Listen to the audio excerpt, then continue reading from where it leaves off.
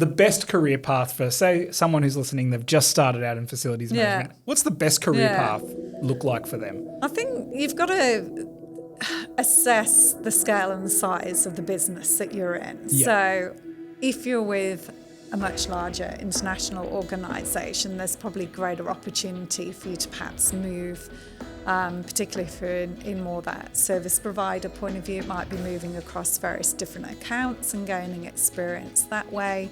Might be able to therefore get exposure to different types of asset classes as well. So that could be good exposure for someone. With smaller businesses though, what you tend to also get though is probably better grounding and a lot more rounded exposure if you apply yourself. So my advice to anybody... You've got to become the jack of all trades. That's it. Well, welcome back. We're in the Let's Talk Facilities podcast room. We've got Ben. Yeah.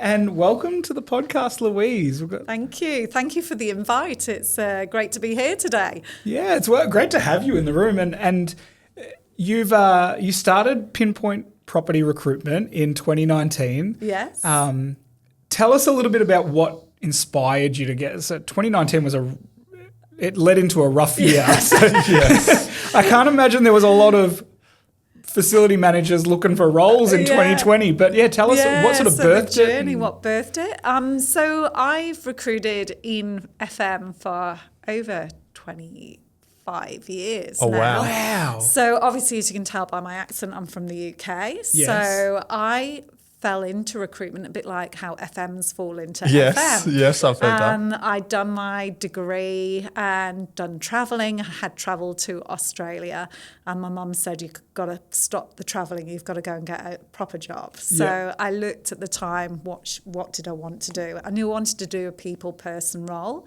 I knew I wanted to have a position whereby if I worked well, I'd be rewarded well.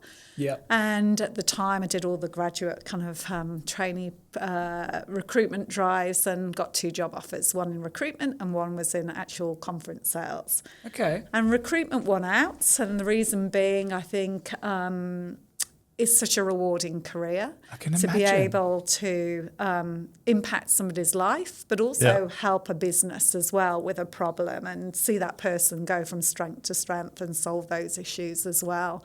And I imagine it's like a real win-win-win. It definitely is. My aim when I set up Pinpoint was to create long-lasting partnerships with our clients so that we're not transactional. We just don't want to put the first person into a job if we don't feel that it's right for the organisation or the individual. Yeah. And for us to look at that bigger picture piece and cultivate those relationships. And fortunately, over the 5.5 years that I've had Pinpoint, we've had a lot of repeat clients and good recommendations, and it's going from strength to strength. But so good. Yeah, coming back to those early days, like you said, 2019 or August was when I set it up, and you would have had no idea what was on the horizon. No one did. No idea, and I remember when obviously COVID hit, it was like, yikes! I've just given up a really great job. Am I ever going to get a job in? I was fielding all these calls of people being made redundant, really unsure. But what happened was, particularly in the landlord-owner space, there was quite a few buildings coming out of construction in Melbourne at the time. Yeah. And these were with either fairly considerable managing agents or owners themselves. And they were putting adverts up and nobody was wanting to apply because they were really scared about the job security. Yeah. So I was fortunate because clients reached out to me because of my reputation, just saying, look, Louise, we need your help. This role is a stable role. It's a brand new building. The building's not going anywhere. Can you please use your connections and your networks to problem solve this? We've put an ad up and we've had 2 responses and they're not right. So that's what really helped save me for the first 2 years. And I didn't hire anyone during that time. As you know, Victoria was awful with the COVID lockdowns in and out and things like that. So it was literally on the on the tabletop or the dining room table that it was born. And I just worked for 2 years doing that. And as soon as we could hire and I could create a team culture in an office was when I decided, I'll start to hire. Very cool. Yeah. Such a hero story. And you hear those. There was a lot of that came out of the COVID pandemic. Yeah. And when you talk about clients, your clients would be both employers and people looking for... Yeah, and they're just equally as important. Yeah. So there'll be applicants who are obviously looking for a fresh career or even career advice. Our aim as a business isn't always just to help somebody into a job. I only had a call from a fairly senior person yesterday. He said, look, I think I'm being underpaid. I know it's coming up for annual salary reviews. Can you give me some advice around salary benchmarking? And it takes me 5 or 10 minutes to ask them a few questions to make sure that I can give them some advice, and then they can go away and have those discussions. And I gave him some ideas as to how to broach that with his direct manager as well. It's not just saying, well, I think I'm worth this. I said, you need to reflect in terms of what have you brought to the business? What cost savings have you done? Where have you made a difference? Write that down so you've got that ammunition to go to your manager, because that manager is bound to have to feed it up the train. And therefore, that will help them to do that. Yeah, absolutely. Yeah. You were saying before that your business is quite relational and it's not transactional at all. I guess from my experience in working with different facility managers right across the country, one day I'll be speaking to a facility manager and the next week I'll reach out and they've moved on. It's quite transient. So I can see the need for it not to be transactional, because you don't want to put someone in who a week later is going to be gone. Have you noticed that it's like quite a transient world? Has it always been this way? Yeah. No, I think it's been a bit of a mix. I think it depends what level you're recruiting at. Generally, the more senior appointments, I don't find that that's very transient. Yeah, that's true. I think it's probably people who are entry level because they themselves might be wanting to learn new skills, or sometimes they feel that they need to move sooner than they should do. And that has created some conversations with my clients when they have hired juniors to say, look, there's a discrepancy between we're trying to give them feedback to help them learn those skills, and they feel that they've done everything after 6 to 8 months and they feel that they need to move. So it's impossible to have done everything in 6 to 8 months, isn't it? It is. But I think you're dealing with different generational, and sometimes how do you manage that, or how do you tease or educate certain generation as to why it's important to at least get 18 months to 2 years under your belt to show you've got that longevity and you have got learnings around it as well. Yeah, absolutely. Do you think there's not only the generational gap with people who think they've learnt everything so quickly and can't take the feedback, but also there's got to be learnings from the other end on how do we give this next generation feedback? How do we learn about this generation and how they take it well? Yeah, definitely. So I think all the leaders that I have been working with are very mindful of that. How do we engage? What is our way of framing any feedback too? How do we encourage? And certainly I was talking to a client only the other day, and obviously there's a lot more flexibility in how we work at the moment, and they were talking just generally about their corporation, and they had identified that a certain generation, the younger generation, I can't remember what X, Y, whatever it was. I can't remember. I don't even know what I am. But they were saying they were coming in on Thursdays and Fridays in the office, but the more experienced staff were coming in Monday, Tuesdays, and they never met. And the whole reason why companies are wanting people back in the office is so the younger Yeah. generation can learn Yeah. from more experience. Yeah. So they had to change some of their policy to say, look, you do need to either be in on a Friday to accommodate that Yeah. shift, because they had identified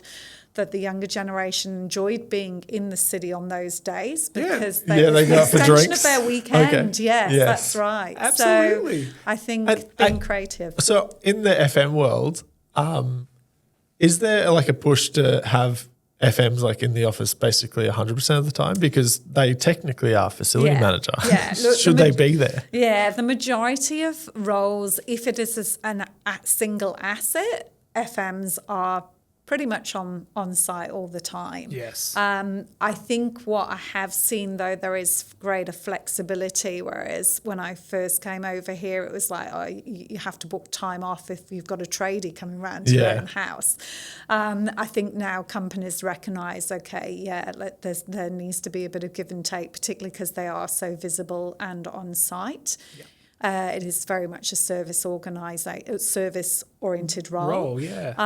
But if you're managing a portfolio of properties, that's where you probably have got a bit Yeah. of greater balance between hybrid working, Yes. being based from home, then going out onto site to check and then come back as well. So, and there's always quiet times that some senior managers just need to get out the office to work on a business plan or a proposal. Yeah, what to focus have on you. something. The admin So side. yeah, but generally speaking, I think that's not going to particularly change. It's critical that there's a face of a building or a tenancy that workers can tap into. Yeah. Particularly when, part of the role is managing work health and safety, and, what do we do if there's a fire, Yeah. get people out. So, and look, I think it takes a certain DNA for an FM. A lot of FMs hated being at home during COVID and didn't want it, and hated it that the city was quiet. Yeah. They thrive from that interaction with others. Yeah, I remember working in like the commercial like office space in the city, and Fridays was the day. Like it was Yes. we'd finish at like It was like a 2:30 buzz. p.m. Go and have some drinks with everyone. It was, and like that younger generation want that. The older Yeah. generation, they'll come in on a Monday and Tuesday because they haven't had the big weekend. The younger That's generation, they're right, pushed all yeah. weekend. They're sleeping in on Monday, just getting out of bed at 9 a.m. to log into Teams. Although I've got to say that a lot of the younger generations aren't heavy drinkers nowadays. That's Yeah. true. They're trying to be more health Yeah, conscious. That's they, it. They definitely are. So yeah. They're going for the skinny bitches, the vodka lime sodas. That's what it's called. Have you noticed? I've seen a big shift in the industry to focus more on things like sustainability, tech, like AI and Yeah. IoT. Have you noticed back when it could have been more of an entry level position? Has that changed at all because of this big swing into some really? You need to have some knowledge about these areas. Yeah. I think, look, an FM generally has to have a broad understanding of all the different parcels that are happening at the moment, which are current within the industry, but they don't necessarily have to be an expert in everything. What you generally find is certainly the larger corporations, they'll have somebody who's an expert in sustainability, and they will have done a formal qualification in Yes. that. And then they will filter out what the FM needs to manage or look at, or how do you gather that data. I think, though, also FMs have been really good at driving ideas around waste management. How do they manage energy within their buildings, and are good and should be good at analysing that data as to how to tweak the air conditioning. Will they on know that when a site. space is being used, not used? That's it. But they will also rely very heavily on those specialist contractors doing that maintenance to provide some of that information as well. So once again, it's very much a collaborative approach, and making sure that you align yourself with those best industry practice partners to help you arrive at those decisions. Yeah. Well, and that's going to make you look good as a facility manager, right? Like, Yeah. you can't be an expert of everything, but if you have the relational ability to network and find the expert in whatever you're trying to do, then it's going to make you look good, the building look good. It's a win-win-win. Yeah, that's right. I think to be successful in this sector, at whatever level, surrounding yourself with a good network and a go-to when a crisis is happening. There's time and time again that I hear from, FMs that say, look, we've had a sudden flood and I really had to pull on this contractor to come out in the middle of the night to sort this out. So it's really important how you treat your partners. I think over the years it has changed. There's been carrot and stick, but I think it's more of a collaboration nowadays. It sounds like you've been I remember the Karens. Yeah, there are less Karens these days. There's less Karens. You're doing a good job. There is, yeah. I think, relationship based, but having that partnership. There's definitely still carrot and stick clients out there. I can guarantee you that. We hear it on the other fence because the FMs come to us going, I've got to move. My manager's terrible as well. So they get it coming down to them. I'm not going to go into detail, but we're contractors, so we understand this. And, the clients that we have that are carrot and stick, it's like, we'll do what's required, we'll meet the contract's obligations. But then the ones that treat us more as like partners, it's like they'll call us, middle of the night, there's an issue. We'll basically drop everything. We'll go above and beyond. It's like, it's different. The carrot stick, they treat you like a service provider. Yeah. The relational FMs out there that are there they're just a friendly face, and they invest in that relationship. They see you as a service partner. I think that's the difference as a contractor. The FMs that see you as a provider versus a partner. I it's really agree. interesting. And so with FMs, when you place them, so what do you see as like what makes one successful versus one that's not as successful? Well, I think it comes down to what the job brief that we get. So part of our role as a recruiter is to really unpack when a client comes to us with a mandate, what is it you're looking for? And, companies say, well, I'm looking for an FM, but an FM means everything to everyone. And it depends whether you're occupier side, whether you're landlord owner side, managing agent, what type of facility it is, whether it's health, commercial, shopping centres. They've all got nuances as to what you need to look for when you're trying to hire and looking at those kind of attributes to align both. And it also can come down to the scale and the size of the asset or the size of the portfolio, because some FMs do not want to travel. They want to be single site. Some love the portfolio, and that's their kind of forte.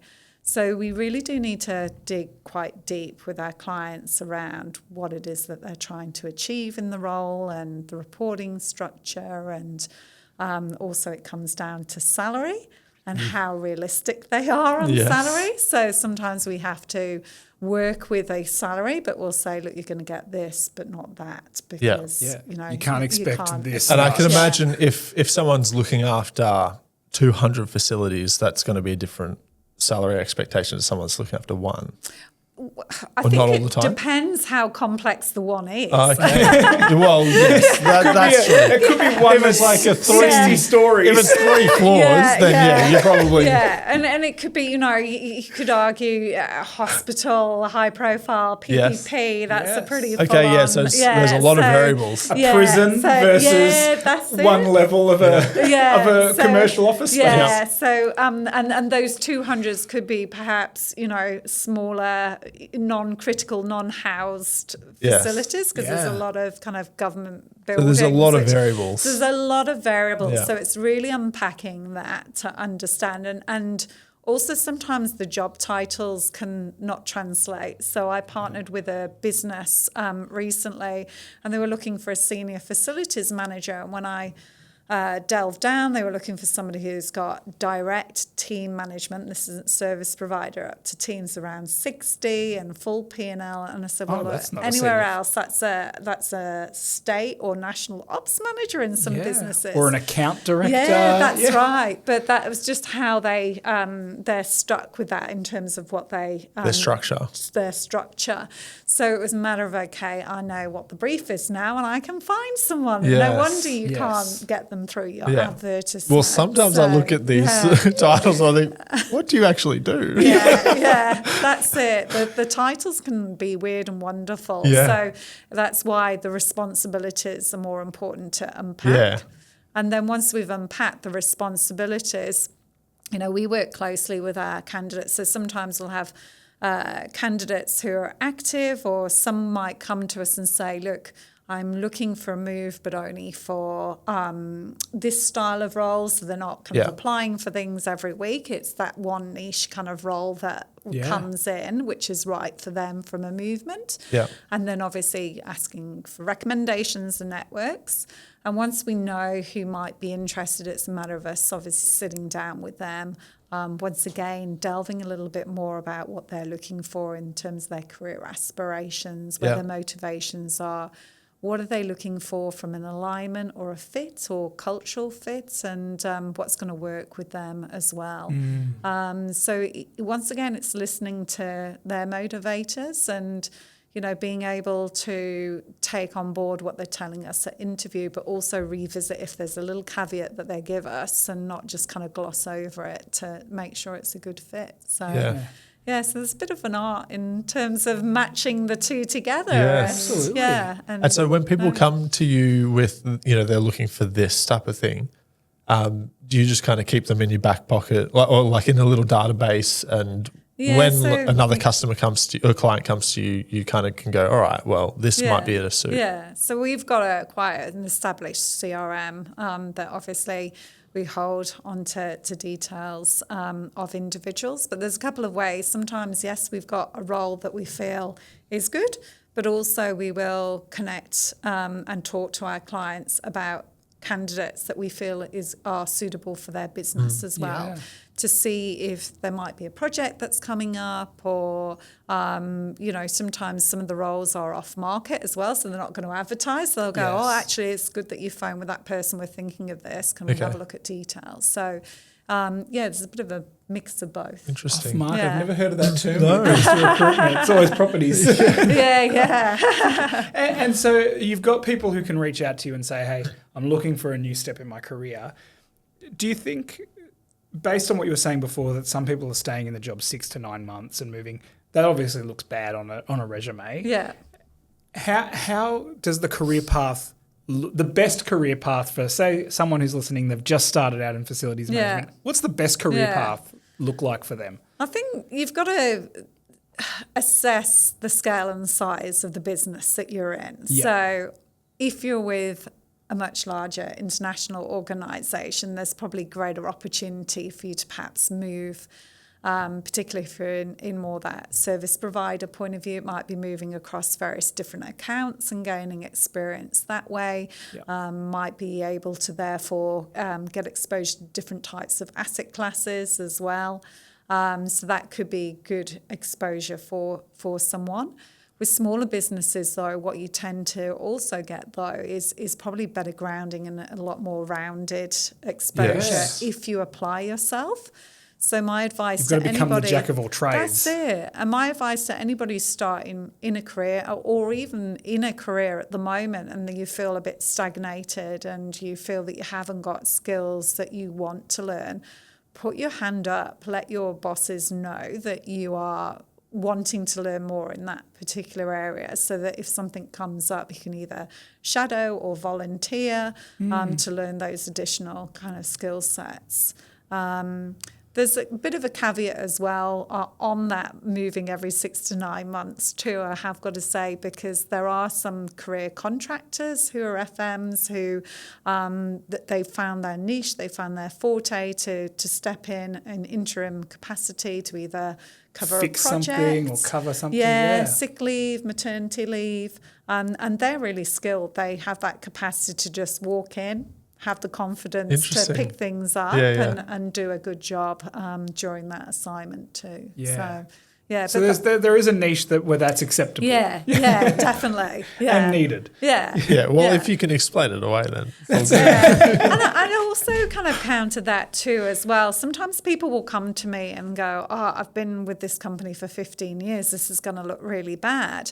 But when you've actually unpacked what they've done during that 15 years, they've had a promotion, every 3 to 5 years, and they've grown in knowledge, they've grown in skill sets, they've grown in experience. So I think also you need to perhaps make sure you just don't stagnate in a company, but you're constantly learning. Yeah, and if the learning starts to slow down, that's potentially the right time to look. Yeah. But if you feel stale as well, because one of the biggest things that we do get feedback from FMs as to why they're wanting to move is they feel that they've been on a building for too long. They want to move. They've had those conversations with their managers and there's no movement within the portfolio. Or sometimes the managers will say, well, you're too invaluable to our client. Yes. So, we don't want you to move. And then that doesn't work because they end up coming to us. Yeah. And then they move anyway. So I think any hiring managers do need to have a real clear visibility around, okay, what are their motivators of their team or the individual to make sure that there's some plan in place to look at succession planning. Yeah. I can imagine as well it's an unrelenting and unforgiving job. A lot of the facility managers I speak to, their clients can sometimes be that unforgiving type that are always coming with issues. Oh, this isn't working. This looks dirty. Why is this like this? Yeah. And the thanks isn't there for the smaller things. And so if you don't have the right client that knows how to praise, it can be an exhausting and a job that risks burnout. Yeah, I think anyone who comes into FM, and that might be why sometimes people transient out after a short period, but I do think FMs can sometimes think, well, I'm going to prove you. They dig their heels in. The grit is what's needed. I know you might not thank me, but I know that I can base it on the lowering of the amount of calls that we receive. And I bet the bottom dollar the tenant's going to probably say thank you even if you don't.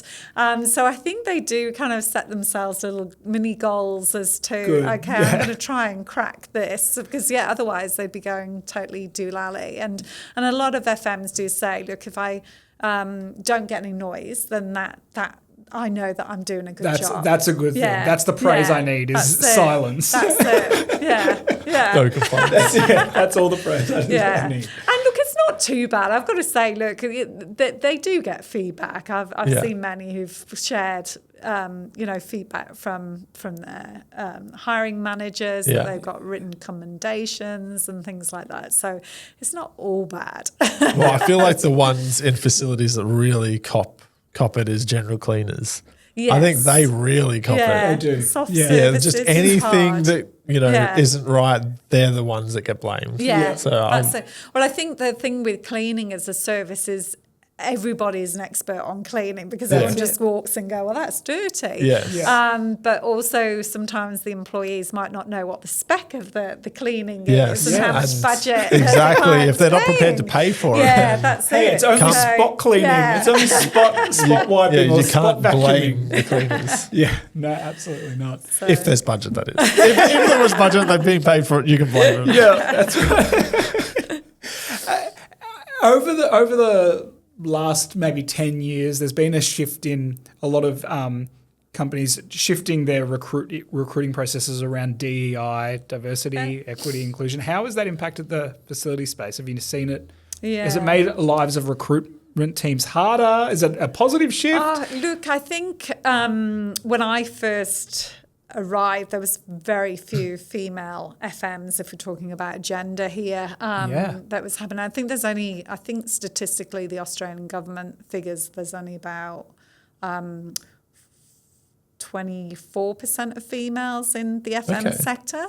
However, I do now attend events, and I'm not only of a handful of females that do attend, and I'm thinking that the numbers are kind of starting to kind of raise, whereby it's 40%. Yeah, I reckon. So, I mean, just thinking about who I know, I feel like that's probably the ballpark. Yeah. So I've seen that from the gender piece, there's been a lot more avenues to females entering, and some of that reason is because it's a service-based environment. And at the moment, clients understand the importance of those touch points, and that I think they feel that sometimes females are better in terms of articulating that and being able to cajole clients as well. So there's certainly been certain roles, business development, account management roles, or tenancy kind of coordination roles, whereby clients say, look, it'd be great to have a female in that particular area.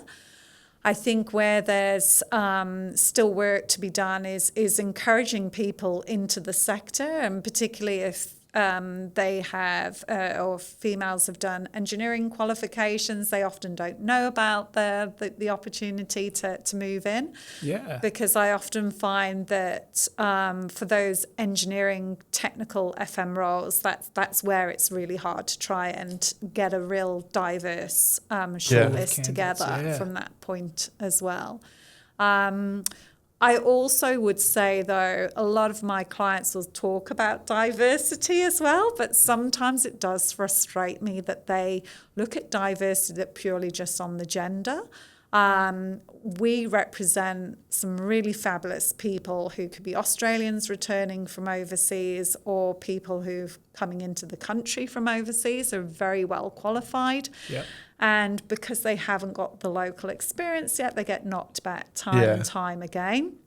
And yet I will have vetted them in line with the job description. And there's sometimes, if you can afford to give, 3 months training, and let's face it, you probably would have to do that for anyone local, you are going to have a fabulous and very loyal and very committed individual because you've given them the chance. So I'd really, and this has been something that has happened, I think, in Australia for a number of years now, and I really would love that to kind of start shifting mindsets and change as well. I had to start life over in 2020 and was applying for lots and lots of jobs that my only ever training was church ministry prior to 2020. And so that was just not translatable to anything that I was interested in.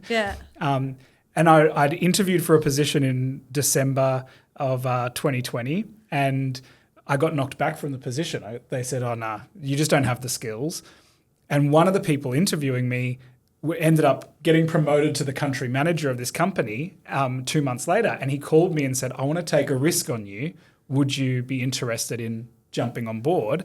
And I was like, yeah, I'm still looking. I'm still hunting. And he took a risk, and I broke all the records that company had ever had globally in sales. And it was all because he took a risk on little old me who didn't have any transferable skills. So I think that is a problem that we need to somehow address. Like, sometimes taking a chance on someone at an entry-level position is worth it. I think attitude and displaying those correct qualities around work ethic is highly commendable, and and I ticked all the diversity boxes. little rainbow flag. I was a fabulous hire. There we go. Let's list them. No.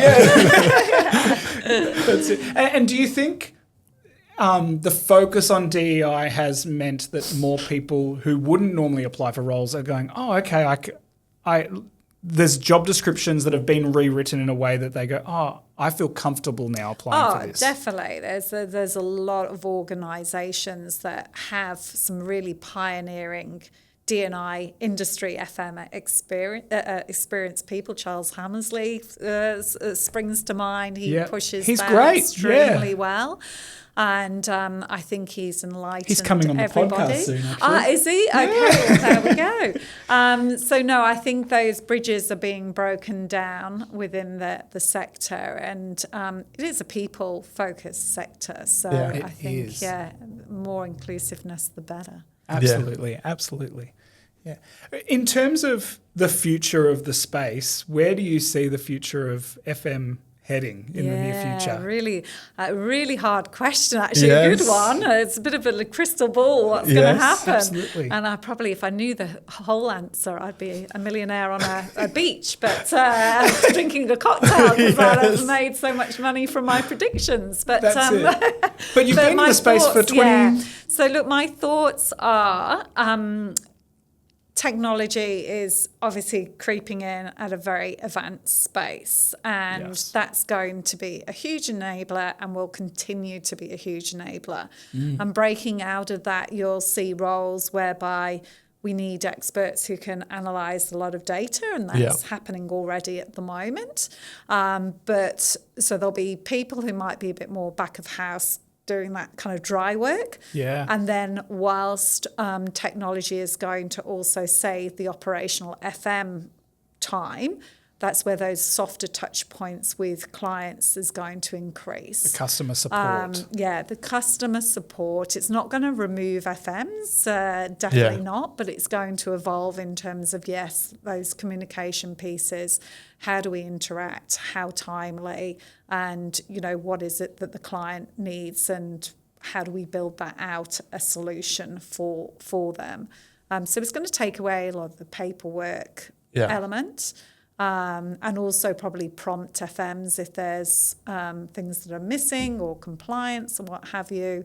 And that's already obviously underway, but it's going to really help. Yeah. Let's say that there's FMs out there that they're in a workplace where they've asked for opportunities to learn and grow, but they're just not getting them. Are there external spaces that they can lean on to grow? And that's a good question. So the industry association is the Facilities Management Association. I actually do sit on the Education Careers Task Force. Yeah. And part of that task force is to look at what can we offer FMs from an educational point of view. So we just had Nick Burt on the podcast, great, and he was talking about the diploma, which sounds fantastic. That's correct. Yeah, so the diploma of FM is the only one that's accredited in Australia. It's not an easy diploma. It is. Imagine. It is a hard. Broad. Very broad. But you do walk away with some valuable insights. And if anybody is thinking of taking on additional education, it would be a good course to do.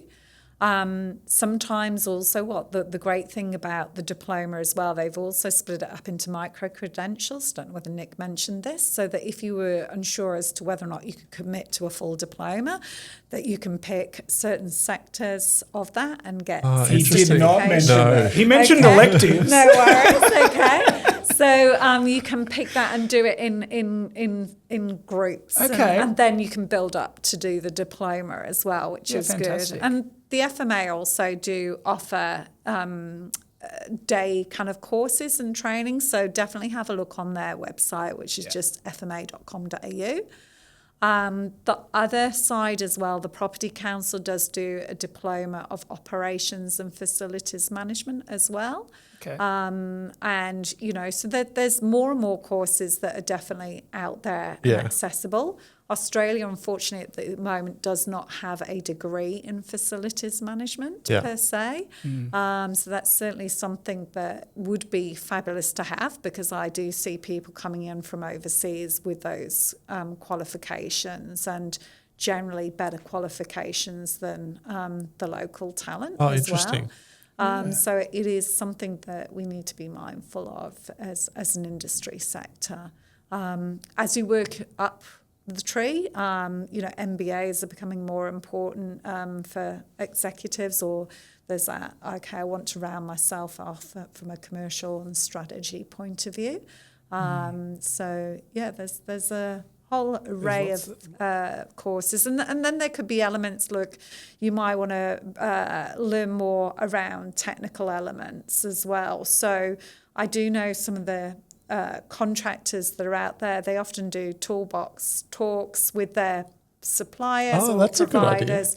Just to learn that. As in to get FM, like, if an FM is actually interested in specific. Yeah, absolutely. That's it. Little webinar sort of style That's things. it. And that they'll do a little kind of gathering and FMs can come in. And I know that a lot of females will go in just to learn or they'll say to a contractor, tell me about an air conditioning unit, please, or what have you. So I think you sometimes can look at education 2 different ways. It can be a formal qualification or a certificate, or it could be, on the job, how am I going to do this? If you're not very good in finance, can you go and sit with the finance manager and say, take me through a P&L?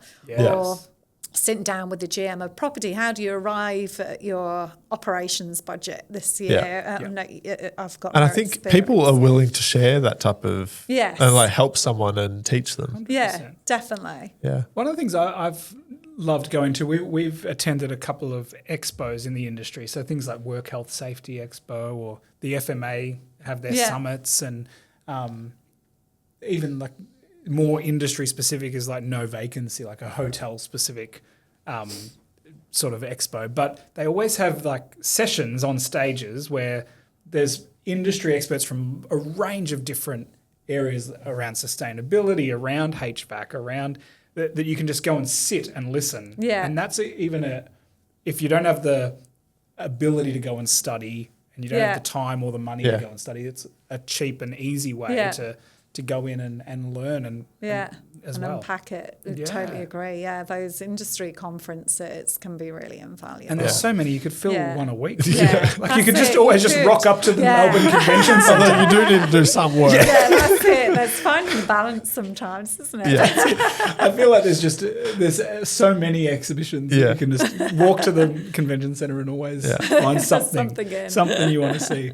That's it. If you were to give one piece of advice, this is the question we always finish the podcast on. If you were to give one piece of advice to a facility manager listening today, what would it be? A burning piece of advice. Oh, that's a really good question.